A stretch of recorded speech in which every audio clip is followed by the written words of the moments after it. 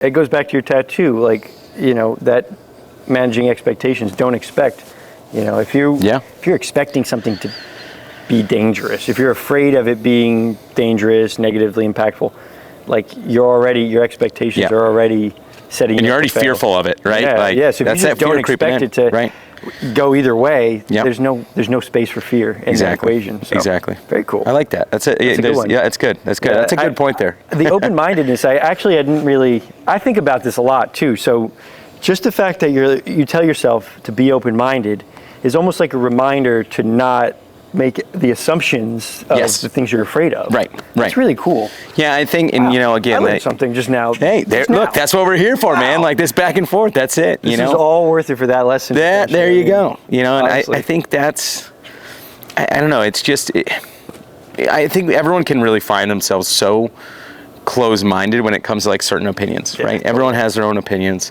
and like just back to the never assume thing, right? Like what's the quote about assuming? Yeah, it's like, you make an ass out of you and me, right? So I think that's always kind of stuck with me, and that I look at never assume. It's like ass you me. I can see that on my leg. Never ass you me. Yeah, exactly. Never ass you me, right? So it's something that kind of flows into my mind often, but a lot of times I find myself not even looking at it, and it's right there for a reason, so that I can look down and be like, all right, go back to this mantra, go back to this mantra. But it's tough, man. Especially when in such a fast-paced world that we're living in, it's tough to find those moments to really slow down. But I think that's another important piece to this entire conversation. Whether you're an entrepreneur or you're just working in business or you're a golfer, you got to find those little moments to yourself to just kind of sit and reflect and just have the patience, take the time. And try to take it all in. And being in the moment is really important. I think it's a better pathway. And I think the older we get, the wiser we get, the more we can grasp that. Just from my career perspective, the successes have been amazing. We've done really amazing stuff. Doing stuff with Epic now, being able to give back to the community is so important. But the failures in business have taught me way more than any success ever will, right? And I think those moments where you're like, quite frankly, what the heck do I do? What do I do? How do I figure this out? I've been there so many times.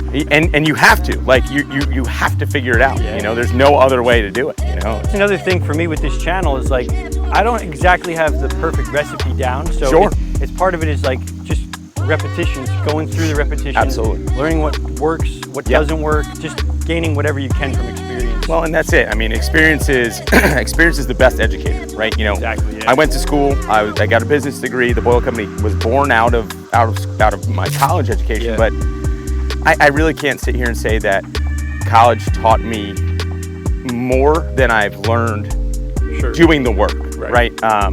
Going through the failures in business, whether it was franchising not being as successful as we had hoped, missing sales tax, missing quarterly tax payments. Having good accountants and attorneys will save you a lot of money and pain in the long run. So that's a great tip. Get a good accountant. Get a good accountant and a good attorney. One of the kind of lessons that stuck with me early on in my career relating to expectations, this concept of managing expectations, right? So when you're interacting with a client or a customer, you set the expectation. You kind of doing a little bit of convincing potentially in the sales process, but you don't want to oversell the service or the product to the point where they're expecting something dramatically different than what you can offer. Precisely. When you have that big delta between expectation and what you can actually deliver, deliverable, exactly. You create a really dangerous environment where you have an uphill battle that you pretty much can't win. Absolutely. If you promise everything and then can't deliver on that, it doesn't work. So going back to, out on the golf course, if you're telling yourself you're going to break 72, you've never broken 90, you're setting yourself up to fail. And that's not a great strategy for success. No. So, and I think that's a really great point too, because, and I'm not going to sit here and say, the best practice is undersell, over deliver, because you don't want to undersell yourself or your business to the point where this person's like, man, this is not whatever you're selling, they're not convinced, right? But I think again, it's managing it's, and we talked about this on the course, but it's balance. It's balance, right? Absolutely. I think we all, as entrepreneurs, we know, and we covered this just on the course, but we know our strengths, we know our well, you should know your strengths and you should know your weaknesses, I think, even more. Definitely. And I think that allows you to manage expectations. And whether you're in a sales kind of career, being able to sell, requires, a lot of nuance, and for me in the Boyle Company, it was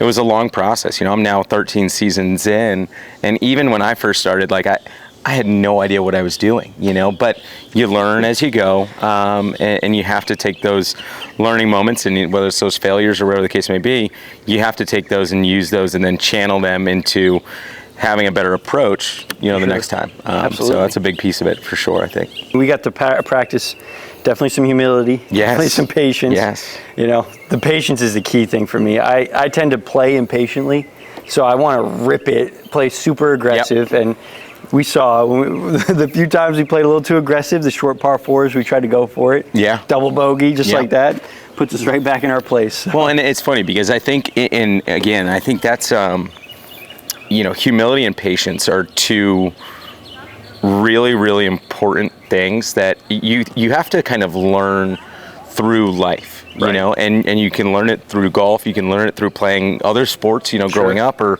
and you definitely learn it through business. Patience is something that I struggle with, and it's not only in business, in relationships, in golf. Because if your tempo's not right or your rhythm's not right, that can be detrimental. Absolutely. In a lot of different ways. But finding patience, I think allows you to hopefully play better golf, and then make better business decisions and life decisions. Yeah. So you need to learn patience. And sometimes it takes a little while to learn it, but I think that's an important thing to learn and to focus on, Yeah. So.